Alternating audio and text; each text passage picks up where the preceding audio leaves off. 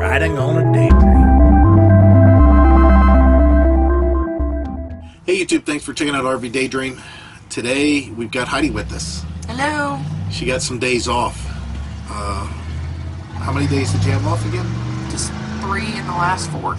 Yeah, go figure that out. She finagled some scheduling to get off. The problem that we have is some weather is eventually going to be moving in about a week's time. So we're in the 60s for a couple days. We're going to winterize the camper. Now, I was going to do some sort of video that showed you how we winterized, but I've already done that. I did that last year. I didn't show it in detail, but I showed you overall what we're going to do. This year we're going to do roughly the same thing, so no sense in doing a video on that. We're going to do some housekeeping in here. The one thing I'll add, though, that we're going to have to do differently than we did last year, we're going to do 2 things differently, actually. One is we have an LCD TV, and that L means liquid in liquid crystal display.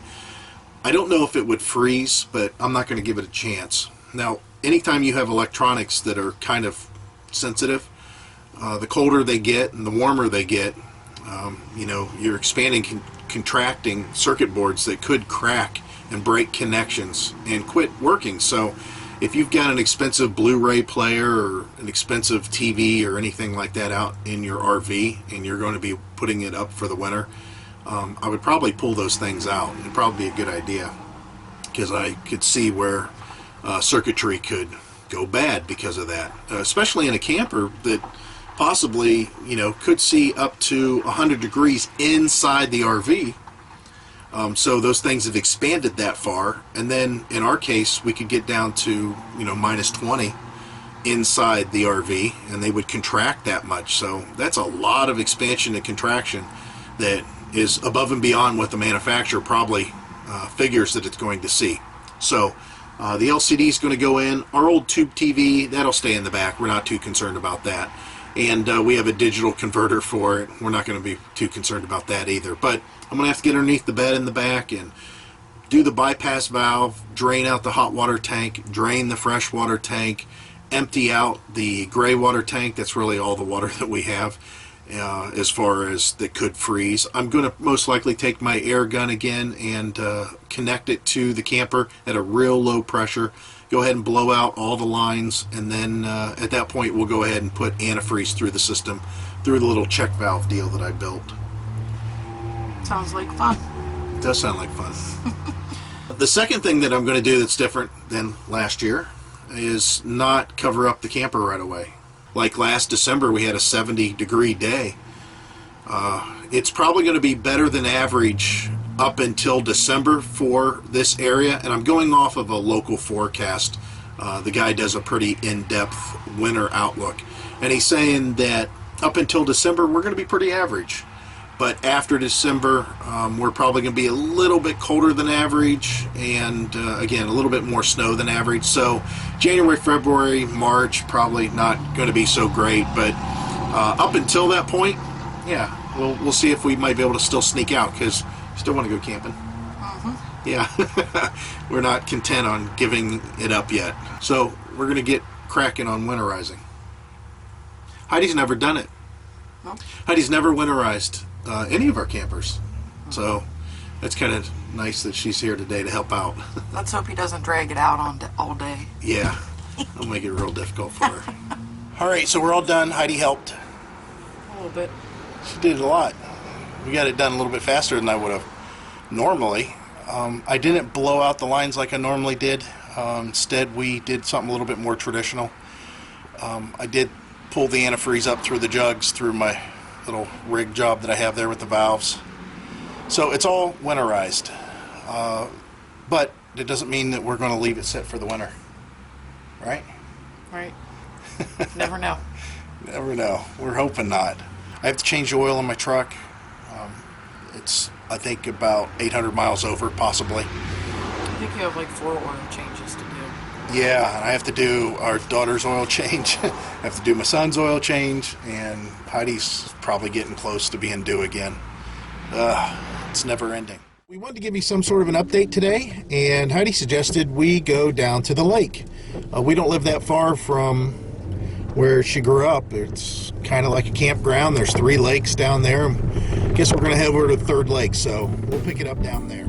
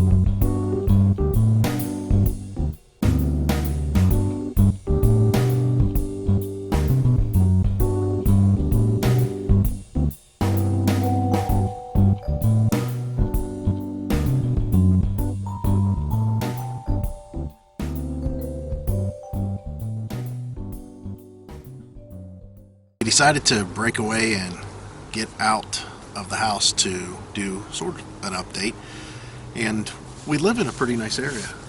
There's a lot of parks and a lot of places to explore. We're on a trail at the Damascus Community Park, which is just down the street from us. Now, we were going to go to Westville Lake, which is really right down the street from us, but must be the weather because all the places are full. We were going to shoot down at the beach house, and there's a bunch of people down there, some fishermen that are wading out, and plus people on the shore. So then we were going to go to the third lake because there's 3 lakes, and that one had a bunch of people fishing there, and we just knew that it would be more noise than anything else. So we drove up just down the street a little bit further. What do you think it is? 2 miles? Yeah. 2 miles. So we're in the park before it gets dark. You can see most of the foliage is gone from behind us. It's getting to be that time of year. There's a lot of leaves out here. So Heidi was thinking about the camper and things that we need to get done on there. She's entertaining the thought of painting it on the inside, which, if it adds to the resale value, I guess, that's probably what I would have to think at this point. So we're not 100% vested as far as in the idea. We would like to pull up carpet though. That carpet's so nasty inside there. As far as the full-time part of it, like I mentioned a couple videos ago, the kids get in their cars, that definitely makes a difference. Yeah, they just need to get their license. Yeah, we're working on that. They drive pretty well. They don't do bad. You know, typical things that you would expect whenever you're learning to drive. You know, not knowing how far to turn, you know, to make a corner, and braking, you know, coming to a relatively harsh stop. So they're learning. They're doing really well though. So that's going to make it to where once they're free and they get their freedom the way that I expect it to go, they're going to probably start wanting to be more mobile. And we've talked to them, because both of them have jobs, about possibly if they wanted to rent the place while we try some snowbirding. That would be something that they could probably do if they wanted to, but again, these are just options. It's not like that's really happening. Definitely, Heidi and I have been talking more about the whole snowbird thing. I find it really awesome that for $1,500 you can basically go stay in a place that's warm all winter long. You know, for $1,500 you can get 3 months. If you want to do long term for $180, you could, you know, stay BLM land out in Arizona. So definitely like to do that at some point. If we decided that we were going to get into a new camper, we think that we want to keep it under 30 feet. A fifth wheel might be an option. Maybe. We don't have mopeds now, so we don't have to worry about anything tall being carried around except for bicycles, and that's not really too big of a deal. And we know we have too much stuff. There's some things that I'm glad that we haven't got rid of yet. Like, we have a big 10 by 10 canopy, and we talked about we don't need it because we have an awning. But we were watching some YouTube videos of some places that we might want to camp at and stay overnight. And of course, it's at an RV park, and because it's a desirable place, let's say on the beach, you know, there's sometimes no room to open your awning, but behind your camper there's room for a pop-up canopy. So I'm glad that we kept that. I did a review on our pop-up canopy some time ago for my other channel. I'll put a link or a card up above here. You can click on that and check out that video. That thing's nice. I really like that one. It's done us very well. It's pretty easy to carry. Of course, you know, throwing it in the back of the truck's fine, but if we have a fifth wheel that we don't have a lot of storage, you know, in the truck that we can use because we lose that bed part of the storage, we can throw it, you know, inside the fifth wheel storage. The only reason, as far as the fifth wheels, which I did a video on that, of course, it seemed like I did a video on almost everything already. In that other video, I talked about fifth wheel versus travel trailer and losing storage in the back of the camper. Well, you don't really have to worry about that too much once you get rid of tall things like our moped. Why we would want to go to a fifth wheel is you can go longer and not have as much hanging out behind the truck. I mean, basically the entire bedroom is above the bed of the truck, so you're talking 10 foot, you know, considering that you add the bumper and the little bit of the hitch area that you would gain. So that's, you know, a longer trailer. What I'm trying to say is I could pull a 33 foot, 34 foot fifth wheel a lot easier, you know, maneuver a lot better than I could a 33 or 34 foot travel trailer. So that's the only reason we'd consider a fifth wheel, that in the layout. Plus, I'm looking for a little more relaxing room. We don't have that right now. Yeah. Plus, I want to go take a nap every time. Yeah. Our RV is perfect for traveling. Yeah. As far as living in it full time, I don't know if that's going to be something that would be the easiest to do, just because of what she just mentioned. I mean, if I'm out working on the computer or out at the table, she could be in the kitchen, but if she wants to sit down and relax, there's some room for her next to me on the couch, except for my camera gear. But as far as her being able to do the same type of stuff that I am, maybe sitting at a table working on a computer or anything like that, there's really no room for her. Even if we put a U-shaped dinette or change the way that the layout is with the table or added extra chairs or something, it's still not going to be the way that we need it to be. So we'd have to get into a longer trailer, and I don't want to go over more than a 30-foot travel trailer or maybe a 34-foot fifth wheel. That's about right. And again, these are kind of pipe dreams at this point, sort of, because we're not ready. We're not ready for it. We still have some use we need to get out of our camper before we get rid of it. Whoever gets it's going to get a really really great little camper just for the maneuverability of it all. I mean, if anybody has a new half-ton truck, they're going to be able to tow really easy with that. I mean, and get good gas mileage and have no problems at all. So, something we'll look forward to. We'll take you guys shopping with this. We'll do a lot of window shopping, I'm sure. Heidi definitely would like to have the bathroom separate from the sink. Now, you want the toilet separate, right? Toilet and shower separate. What about the sink? Where does it go?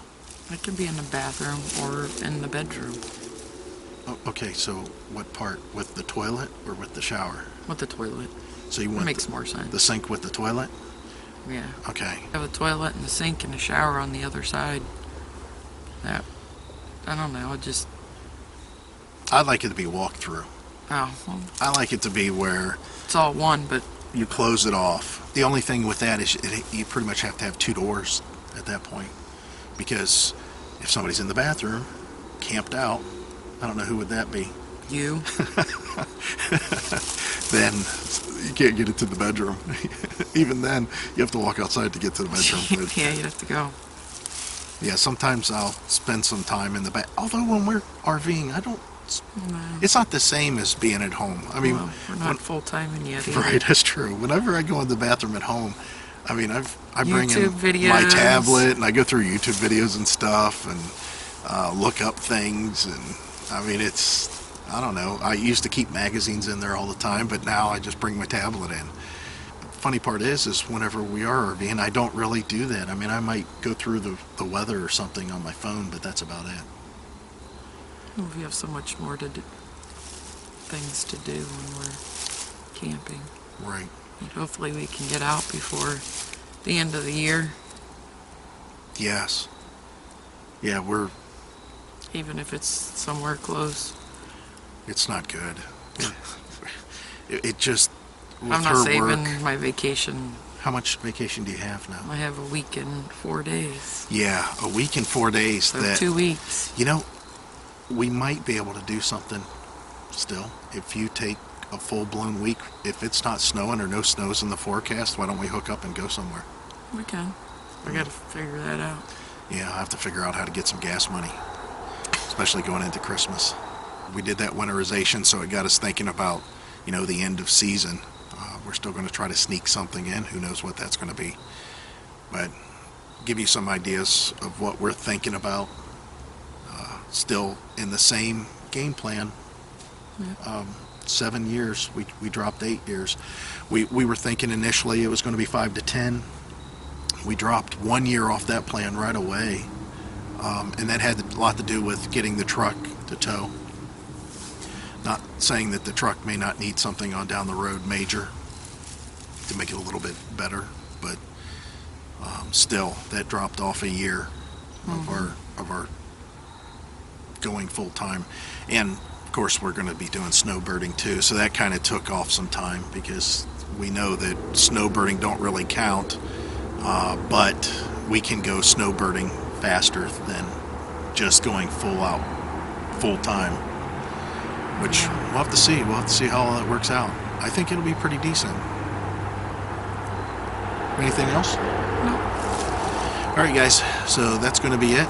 And as always, we hope to see you out there. Bye. Bye.